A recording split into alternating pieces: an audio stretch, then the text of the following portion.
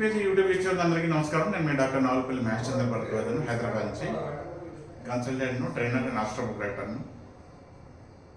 ప్రతి మనిషికి వాళ్ళు డబ్బులు నెలకు సంపాదించినా సంపాదించకున్నా, వాళ్ళు ఒక రోడ్డు నెలంతా పనిచేసి సంపాదించే జీతం తీసుకున్న వాళ్ళైనా, వ్యాపారం చేసే వాళ్ళైనా, ఏ వృత్తిలో ఉన్నా, అడ్డాకూలైనా ఎవరైనా కానీ ప్రతి ఒక్కరికి ఖర్చులు అంటూ గ్యారంటీ ఉంటాయి. తప్పవు. ప్రతి ఒక్కరికి ఖర్చులు గ్యారంటీ ఉంటాయి. వాళ్ళ ఆడవాళ్ళ మగవాళ్ళ తర్వాత విషయం. ప్రతి ఒక్కరికి ఖర్చులు గ్యారంటీ ఉంటాయి. సరే, ఇప్పుడు మన పరిస్థితులకు అనుగుణంగా, మన దేశ పరిస్థితులకు అనుగుణంగా, ఇక్కడున్న సామాజిక పరిస్థితులకు అనుగుణంగా ప్రతి మనిషికి వచ్చే ఖర్చులల్లో 4 రకాలు ఉంటాయి. ఒక మనిషికి వచ్చే ముఖ్యంగా ఒక భర్త, హస్బెండ్ అనండి, లేకుంటే ఇంటి యజమాని అనండి, ఒక ఫాదర్ అనండి, తండ్రి ఏమనండి, వీళ్ళకు వచ్చే ఖర్చులు 4 రకాలు ఉంటాయి.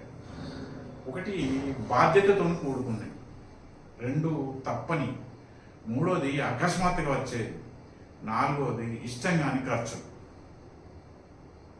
బాధ్యతతో కూడుకున్నాయి, తప్పనివి, అకస్మాత్తుగా వచ్చేటి, తర్వాత ఇష్టంగాని, ఈ 4 రకాల ఖర్చులు ఉంటాయి.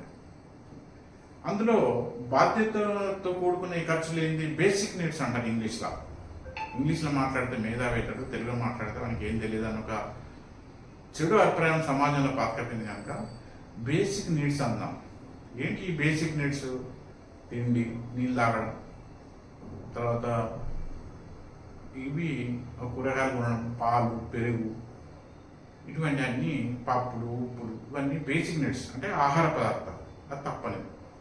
అందుకే రోటీ, కపడా और మకాన్ అన్నారు. తర్వాత బట్టలు, చెప్పులు, ఇవి కొన్ని తప్పని బాధ్యతలు కూడా. తప్పని ఏంటి? పిల్లల చదువులు, పిల్లల పెళ్లిళ్ళు చేయడం, అలాగే ఇంటి అద్దె, ఇంటి మెయింటెనెన్స్ ఛార్జెస్, అపార్ట్మెంట్లు అయితే మెయింటెనెన్స్ ఛార్జీలు, అలాగే సెల్ ఫోన్ రీఛార్జీలు, ఇంటర్నెట్ బిల్లులు, పెట్రోల్ ఖర్చులు, లేకుంటే బస్ ప్రయాణ ఖర్చు, బస్ పాసులు, ట్రైన్ పాసులు, ఇటువంటి నెల ఖర్చులు ఉంటాయి. అలాగే ఎవరైనా పనికి పెట్టుకుంటే వాళ్ళకి ఇచ్చే జీతభత్యాలు, ఇవన్నీ తప్పని. ఇవి ఏంటంటే ఇవి బాధ్యతలు కూడుకున్నాయి. తర్వాత తప్పని ఖర్చులు కొన్ని వస్తాయి. తప్పని ఖర్చులు అంటే దగ్గర వాళ్ళు ఎవరైనా ఇన్విటేషన్ చేస్తే వాళ్ళ కార్యక్రమాలకు వెళ్ళడం, తర్వాత అకస్మాత్తుగా ఎవరైనా చుట్టాలు వస్తారు, ఇంకేదో గెస్టులు వస్తారు, అతిథులు వస్తారు. తర్వాత అన్నిటికన్నా మించి అకస్మాత్తుగా వచ్చే కొన్ని ఖర్చులు ఉంటాయి. అవి రోగాలు, నొప్పులు, యాక్సిడెంట్లు, మెడికల్ బిల్లు, హాస్పిటల్ ఖర్చులు, ఇవి. అలాగే ఏమైనా దండగలు, పెనాల్టీలు, రోడ్డు మీద పోతే ట్రాఫిక్ రూల్స్ అవాయిడ్ చేస్తే పోలీసు వాళ్ళు పెనాల్టీలు వేస్తారు, ఆ పెనాల్టీలు. అలాగే ఇంకేమైనా మనం చెల్లించే జుర్మానాలు, మనం ఏమైనా డ్యూ డేట్ తప్పితే దాని మీద వచ్చే పెనాల్టీలు, ఇవన్నీ అకస్మాత్తుగా వస్తాయి. ఇప్పుడు అకస్మాత్తుగా వచ్చేది మెయిన్ మెడికల్ బిల్లులు. తర్వాత ఇష్టంగాని ఖర్చులు కొన్ని ఉంటాయి. ఎవరు ఏ పొజిషన్లో ఉన్నా, ఏ పరిస్థితిలో ఉన్నా, వాడి దగ్గర పైసలు ఉంటాయా, డబ్బులు ఉంటాయా లేవా తర్వాత విషయం.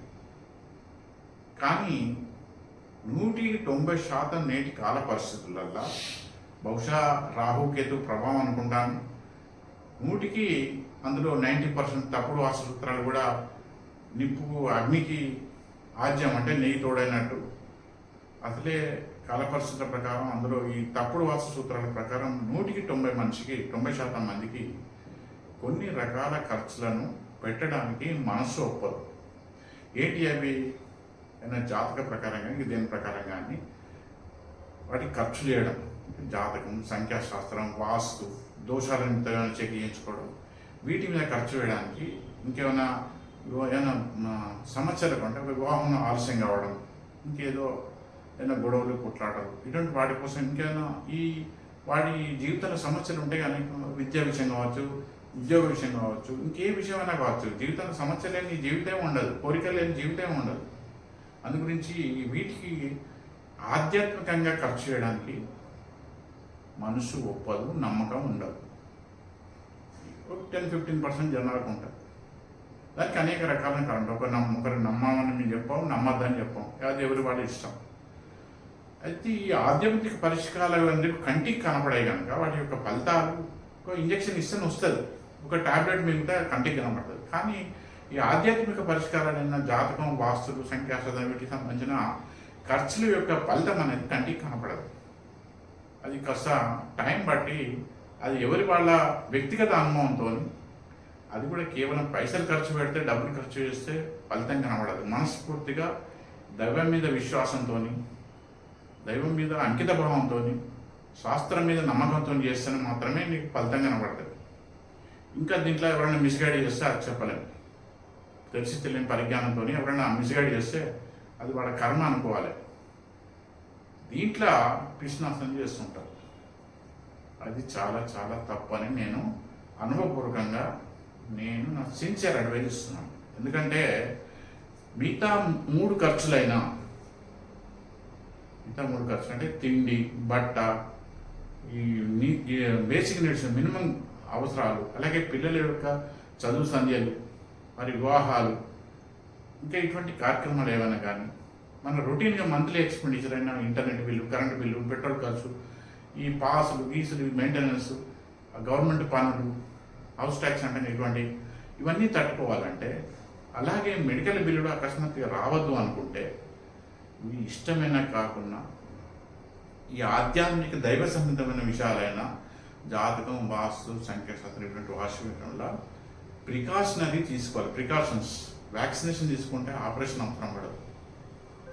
ఆ వ్యాక్సినేషన్ అంటే ఆ సబ్జెక్టులలో చెప్పబడిన వేదాలల్లో మహర్షులు ఎంతో పరిశోధించి వాళ్ళ జీవితాలు త్యాగం చేసి అనేక మంది ప్రవర్తకులు, ఎంతోమంది గురువులు అందించిన ఈ జ్ఞానాన్ని ఉపయోగించుకుంటే అది ఎవరి వాళ్ళకు, వాళ్ళ కుటుంబానికి మంచిది.